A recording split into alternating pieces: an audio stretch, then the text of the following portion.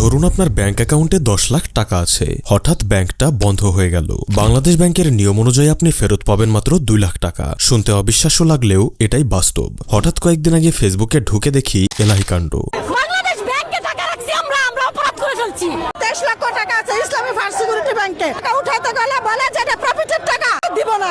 আমি 5,000 টাকা এই রমজান মাসে ইফতারের জন্য চেয়েছি, ম্যানেজার আমাকে গালিগালাজ করতেছে। মানুষের হাহাকার। দেশের বেশ কয়েকটা ব্যাংক থেকে টাকা ওঠানো যাচ্ছে না। কেউ কেউ বলছে দেউলিয়া, কেউ রেখেছেন 1 কোটি, কেউ 10 লাখ, আর একজনকে তো দেখলাম 200 কোটি টাকা রেখেও ব্যাংক থেকে মাত্র 5,000 টাকা তুলতে পারছে না। কেউ মেয়ের বিয়ের জন্য টাকা রেখেছেন, তুলতে পারছেন না। কেউ ঋণ শোধের জন্য টাকা রেখেছেন, সেটাও শোধ করতে পারছেন না। পাওনাদার বাড়িতে তাগাদা দিতে আসছে। বাধ্য হয়ে কেউ কেউ বলছেন টাকা না পেলে ব্যাংকে তালা দেব। তাই দেশের এই সংকটময় পরিস্থিতিতে অনেকেই নানা মতামত, পরামর্শ, তথ্য দিচ্ছেন। তার মধ্যে একটি হলো, এই গভর্নর খালি টাকা চালাবে, ইন্টারেস্ট রেট কমাবে, মানুষ ব্যাংক থেকে টাকা তুলে নেবে, সেটা সামলাইতে আরো টাকা চালাবে, মুদ্রাস্ফীতি আকাশে উঠবে, টের পাবেন কিভাবে? শুধু সোনার দামটা দেখবেন ধাই ধাই করে বাড়তে। বাংলা লুথার কিং এর সরকার ইকোনমিক কোলাপস করে ধপাস করে পড়বে। শুনতে কঠিন মনে হলেও কথায় সত্যতা আছে।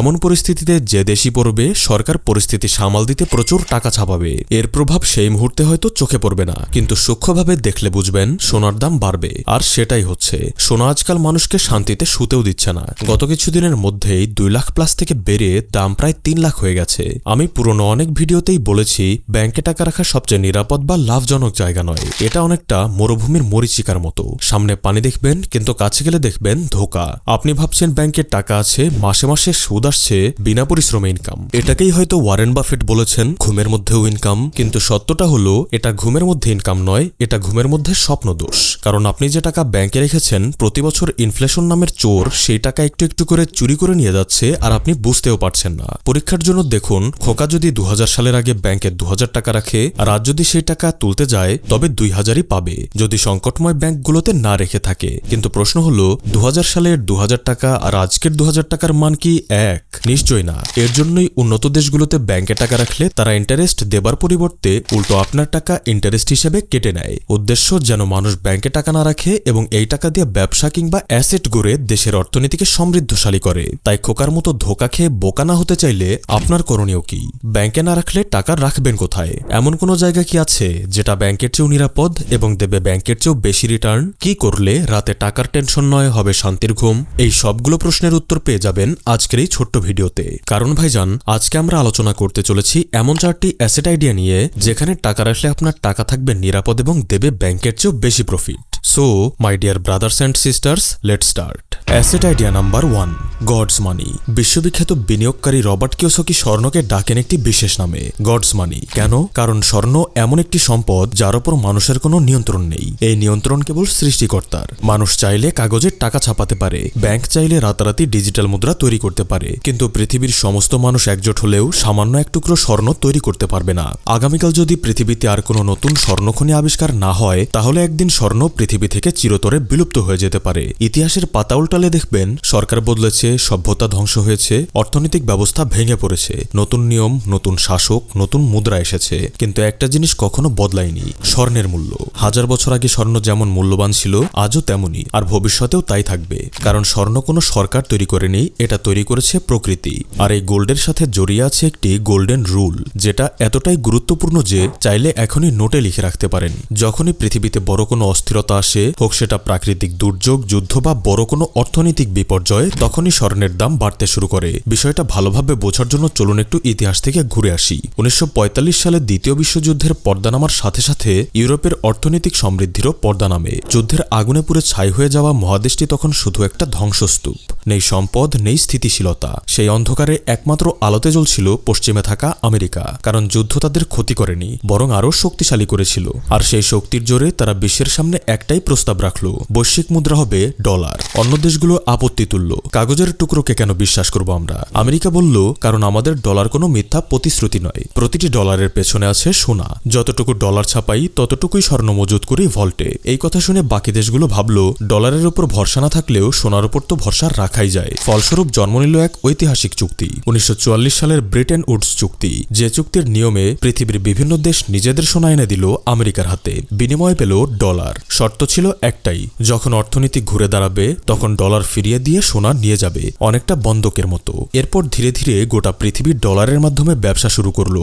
রাতারাতি ডলার হয়ে উঠল বিশ্বের একমাত্র ভরসার মুদ্রা। কিছু দেশ যখন ভাবছিল এবার সময় হয়েছে ধার নেওয়া ডলার ফিরিয়ে দিয়ে নিজেদের সোনা ফেরত নেব, ঠিক তখনই 1971 সালে হঠাৎ একদিন আমেরিকা ঘোষণা করলো আজ থেকে ডলার আর সোনার সাথে বাধা নেই, আমরা যখন খুশি যতটুকু খুশি ডলার ছাপাবো। সবার মাথায় হাত, কারণ যে বিশ্বাসের উপর দাঁড়িয়ে ডলারকে সিংহাসন দেওয়া হয়েছিল সেই বিশ্বাসই তুলে নিল আমেরিকা। কিন্তু ততদিনে ডলার এতটাই গেঁথে গেছে বৈশ্বিক অর্থনীতিতে যে তাকে সরানোর কোনো উপায় নেই। খেলাটা বোঝা গেল, তবে অনেক দেরিতে। এটা যেন একটা রাজনৈতিক নেতাদের ভোটে ওঠার কৌশল। নির্বাচনের আগে নেতা বলে ভোট দাও, ক্ষমতা এলে তোমাদের হাতে তুলে দেব সমগ্র মুল্লুক। ভোটে জিতে সে হাসি মুখে বলে কতই না সহজ জনগণকে বানানো উল্লুক। যাই হোক, এই ঘটনার পর পৃথিবীর প্রতিটা দেশ সতর্ক হয়ে গেল। বার্তাটা স্পষ্ট, কারো উপর ভরসা করা যাবে না নিজেকে ছাড়া। তখন থেকেই প্রতিটা দেশ স্বাধীনভাবে নিজের মতো করে যতটা সম্ভব স্বর্ণ রিজার্ভ করতে শুরু করলো। আর ফলাফল, মাত্র এক দশকে 1971 থেকে 1980 স্বর্ণের দাম $167 থেকে লাফিয়ে উঠল $932, 500% বেশি বৃদ্ধি এক দশকে। এরপর স্বর্ণকে আর পেছনে ফিরে তাকাতে হয়নি। পৃথিবীর প্রতিটা দেশ স্বর্ণকে সবার আগে রাখতে শুরু করলো। এর মধ্যে সবচেয়ে চমকপ্রদ উদাহরণ হলো চীন। 2024 সাল পর্যন্ত যাদের গোল্ড রিজার্ভ ছিল তুলনামূলক সামান্য, পরবর্তী মাত্র 2 বছরে দেখুন তারা দিয়েছে কি এক অবিশ্বাস্য লম্বা লাফ। আগে যেখানে চীন প্রতি বছর কিনতো 2,500 থেকে 3,000 কেজি স্বর্ণ, আজ সেখানে তারা কিনছে 30 থেকে 40,000 কেজি স্বর্ণ, সেটাও প্রতি বছর। কারণটা পুরো পৃথিবী বুঝে গেছে, কাগজের মুদ্রার কোনো গ্যারান্টি নেই। যার কাছে যত বেশি স্বর্ণ সে তত বেশি সমৃদ্ধ, তত বেশি শক্তিশালী। কিন্তু এখানেই আসল সমস্যা, প্রতি বছর সমগ্র পৃথিবীতে মাইন করে বের করা হয় মাত্র 3,000 টন স্বর্ণ। আর এই সীমিত স্বর্ণের দিকে চোখ রয়েছে পৃথিবীর প্রতিটা দেশের, প্রতিটা ধনী ব্যক্তির, প্রতিটা বিনিয়োগকারীর, এমনকি আমার আপনার মতো সাধারণ মানুষেরও। আর জানেনই তো, যাকে সবাই চায় তার দাম বেড়ে যায়, হোক সে মানুষ কিংবা মেটাল। এর উপর আরেকটা বাস্তবতা হলো বর্তমান পৃথিবী যুদ্ধ বিধ্বস্ত। এর সাথে তার যুদ্ধ ও ওকে মিসাইল ছুটছে সে তাকে। ভবিষ্যতে কি হবে কেউ জানে না। তৃতীয় বিশ্বযুদ্ধের আলোচনাও এখন আর কল্পকাহিনী নয়। আর স্বর্ণের সেই গোল্ডেন রুল মনে আছে তো, যখন অস্থিরতা আসে, যুদ্ধ আসে, ভবিষ্যৎ অনিশ্চিত হয়, তখন স্বর্ণের দাম বাড়ে। আর যখন সব শান্ত থাকে, পৃথিবীতে কোনো ঝামেলা নেই, তখন স্বর্ণ স্থির থাকে, অনেকটা গডজিলার মতো। শান্ত পরিবেশে নিশ্চিন্তে ঘুমায়, কিন্তু যখনই পরিবেশ অশান্ত হয় তখনই তুলকালাম বাঁধিয়ে দেয়। তাই বিশেষজ্ঞরা সাজেস্ট করেন সমগ্র বিনিয়োগ পোর্টফোলিওর অন্তত 10% স্বর্ণে রাখুন। আমি নিজেও বেশ কিছুদিন ধরে এটা মেনে চলছি। Asset idea number 2, the oldest wealth. আমাদের এলাকায় একটা কথা প্রচলিত আছে, পুরনো চাল ভাতে পারে। অনেকে এটাকে গ্রামের বুড়ো মানুষের পুরনো কথা ভেবে হাসেন, কিন্তু জানলে অবাক হবেন পৃথিবীর সবচেয়ে বেশি বিলিয়নার আর মিলিয়নার তৈরি হয়েছে এই পৃথিবীর সবচেয়ে পুরনো, সবচেয়ে আদিম অ্যাসেট জমি বা রিয়েল এস্টেট থেকে। কারণটা জটিল কিছু নয়, বরং এত সহজ যে শুনলে মনে হবে এটা তো আমিও জানতাম। পৃথিবীর জমির পরিমাণ একটুও বাড়ছে না, কিন্তু মানুষ বাড়ছে প্রতিটা দিন, প্রতিটা মুহূর্তে। একটু ভাবুন, 1950 সালে বাংলাদেশের জনসংখ্যা ছিল মাত্র 4 কোটি, আজ সেটা 18 কোটির ওপরে। আর জমি সেই একই, 1 ইঞ্চিও বাড়েনি। মানে চাহিদা বেড়েছে, কিন্তু সরবরাহ দাঁড়িয়ে আছে পাথরের মতো। অর্থনীতির ভাষায় এটাকে বলে ডিমান্ড সাফোকেশন। যখন চাহিদা পূরণ করা সম্ভব হয় না, তখন দামেরও আর নাগাল পাওয়া যায় না। এর প্রমাণ খুঁজতে বেশি দূরে যেতে হবে না। আপনার বাবাকে বা দাদাকে একবার জিজ্ঞেস করুন 30 বছর আগে যে জমি কিনেছিল 5,000 টাকায়, সেটার দাম আজ কত? তার মুখের হাসিটা হবে আপনার উত্তর। এবার আরেকটু চমকে দেই, পৃথিবীর সবচেয়ে বড় ব্যক্তিগত জমির মালিককে জানেন? Bill Gates. শুধু আমেরিকাতেই তার রয়েছে 2.5 লাখ একরেরও বেশি জমি। মাইক্রোসফট বানানো মানুষটাও কিনা জমি কিনছেন, কারণ উনি বোঝেন সফটওয়্যার পুরনো হয়, প্রযুক্তি বদলায়, ট্রেন্ড আসে, ট্রেন্ড যায়, কিন্তু জমি কখনো পুরনো হয় না। একটু আগে স্বর্ণকে বলেছিলাম গডজিলা, যে শান্ত পরিবেশে ঘুমায়, অশান্ত পরিবেশে তুলকালাম বাঁধায়। তাহলে জমি কি? জমি হলো সেই পাহাড় যার উপর গডজিলাও হেলান দিয়ে নিশ্চিন্তে বিশ্রাম নেয়। ভাই মাথায় রাখুন, সুযোগ হলে এমন একটা জমি কিনুন যেটা আপনি আর কখনোই বিক্রি করবেন না, বরং পরের প্রজন্মকে দিয়ে যাবেন। কারণ জমি শুধু সম্পদ নয়, জমি হলো উত্তরাধিকার। এমন একটা উত্তরাধিকার যেটা সময়ের সাথে সাথে কেবল মূল্যবান হতেই থাকে। Asset idea number 3, the kingdom builder. প্রতিদিন যদি আপনি 100 কোটি টাকা ইনকাম করেন, তবুও ইলন মাস্কের সম্পদে পৌঁছাতে আপনার লেগে যাবে 257 বছরেরও বেশি। একটু থামুন, এই সংখ্যাটার দিকে আরেকবার তাকান। আপনি মারা যাবেন, আপনার ছেলেও মারা যাবে, ছেলের ছেলেও মারা যাবে, তবুও পৌঁছানো যাবে না। তাহলে প্রশ্ন হলো, মানুষটা কি করে এত সম্পদ গড়লেন? তিনি কি টাকা ছাপানোর মেশিন লুকিয়ে রেখেছেন ঘরে, নাকি আলাদিনের চেরাগ হাতে পেয়েছেন? আজ 2026 সালে গুগলে যদি সার্চ সার্চ করেন তবে দেখবেন ইলন মাস্কের নেটওয়ার্থ দাঁড়িয়ে আছে প্রায় $852 মিলিয়ন।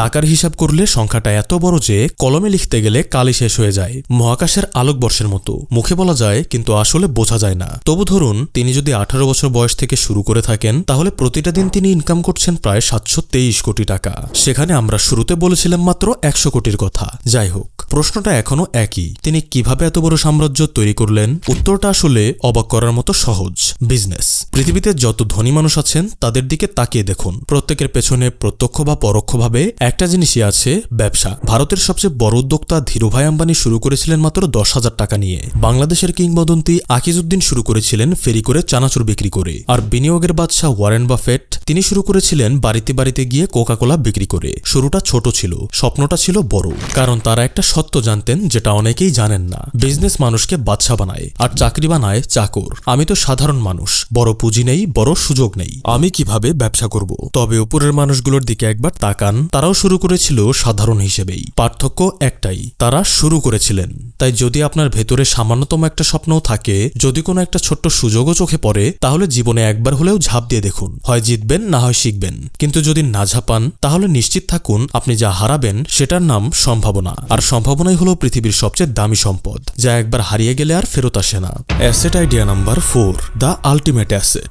আজ থেকে প্রায় 275 বছর আগে এক অসাধারণ মানুষ বলে গিয়েছেন একটা অসাধারণ কথা, an investment in knowledge page the best interest. কথাটা সেই 1750 সালের, কিন্তু আজ 2026 সালে এসেও এর একটা শব্দও পুরনো হয়নি, বরং আরো বেশি সত্যি হয়ে উঠেছে। আমেরিকার অন্যতম সেলফমেড বিলিয়নার অ্যান্ড্রু কার্নেগি একবার ইন্টারভিউয়ে বলেছিলেন, আপনারা যদি আমার থেকে সমস্ত সম্পদ, টাকা, ব্যবসা নিয়েও নেন, তবুও আমি আবার শূন্য থেকে কিছু বছরের মধ্যেই সবকিছু অর্জন করে দেখাবো, কারণ আমার কাছে আছে আমার জ্ঞান, যা আপনি কখনোই নিতে পারবেন না। ইতিহাসে এর সবচেয়ে বড় প্রমাণ দিয়েছেন জাপানিজরা। 1945 সালে আমেরিকা হিরোশিমা আর নাগাসাকিতে যখন পারমাণবিক বোমা ফেলল, তখন জাপান কার্যত ধ্বংস। শহর নেই, কারখানা নেই, অর্থনীতি নেই। বাইরের দুনিয়া ভেবেছিল জাপান শেষ হয়ে গেছে, কিন্তু মাত্র 3 দশকের মধ্যে জাপান উঠে দাঁড়ালো। শুধু উঠে দাঁড়ালো না, পৃথিবীর দ্বিতীয় বৃহত্তম অর্থনীতি হয়ে গেল। কিভাবে? কারণ বোমা তাদের শহর ধ্বংস করতে পেরেছিল, কিন্তু তাদের মাথার ভেতরে যা ছিল সেটা ধ্বংস করতে পারেনি। এটাই ব্রেনের শক্তি। এবার একটু কাছে আসুন, আপনি কি জানেন বিশ্বের সবচেয়ে দামি জিনিস কোনটা? হীরা না, সোনা না, তেল না। পৃথিবীর সবচেয়ে দামি জিনিস হলো সঠিক সময়ে সঠিক সিদ্ধান্ত নেওয়ার ক্ষমতা। আর এই ক্ষমতা তৈরি হয় মাথার ভেতরে, বইয়ের পাতায়, অভিজ্ঞতার আগুনে, শেখার অভ্যাসে। ওয়ারেন বাফেট প্রতিদিন 5 থেকে 6 ঘন্টা বই পড়েন। বিল গেটস প্রতি বছর 50টিরও বেশি বই শেষ করেন। ইলন মাস্ক ছোটবেলায় একটানা 2টো করে বই পড়তেন। তারা কি সময় নষ্ট করছিলেন? না, তারা বিনিয়োগ করছিলেন পৃথিবীর সবচেয়ে লাভজনক জায়গায়, নিজের ব্রেনে। কারণ তারা জানতো সোনার দাম ওঠানামা করে, জমির বাজার গরম ঠান্ডা হয়, ব্যবসায় লাভ লোকসান আসে, কিন্তু একটা মানুষের জ্ঞান সেটা কখনো লোকসানে যায় না। কারণ স্বর্ণ চুরি যেতে পারে, জমি দখল হতে পারে, ব্যবসা ডুবে যেতে পারে, কিন্তু আপনার মাথার ভেতরে যা আছে সেটা কেউ কোনোদিন ছিনিয়ে নিতে পারবে না। এটাই ব্রেনকে করে তোলে সবচেয়ে নিরাপদ এবং সবচেয়ে লাভজনক অ্যাসেট। তাই আজ থেকেই শুরু করুন, প্রতিদিন একটু পড়ুন, একটু শিখুন, একটু ভাবুন, একটা ভালো ভিডিও দেখুন। মনে রাখবেন, স্বর্ণ কিনতে টাকা লাগে, জমি কিনতে টাকা লাগে, ব্যবসা শুরু করতেও টাকা লাগে, কিন্তু ব্রেনে বিনিয়োগ করতে লাগে শুধু একটাই জিনিস, ইচ্ছা শক্তি। আমি জানি সেটা আপনার কাছে রয়েছে, না হলে হাজারো লাখো নাচ গান আর ফানি ভিডিও ছেড়ে এই ভিডিও আপনি দেখতেন না। তো ভাইজান, এই ছিল আমাদের আজকের আয়োজন। ভিডিওটি ভালো লাগলে লাইক করবেন, কমেন্টে আপনার মূল্যবান মতামত জানাবেন, আর এমনই ভিডিও পেতে এসএসএস মোটিভেশন চ্যানেলটি সাবস্ক্রাইব করবেন। ধন্যবাদ।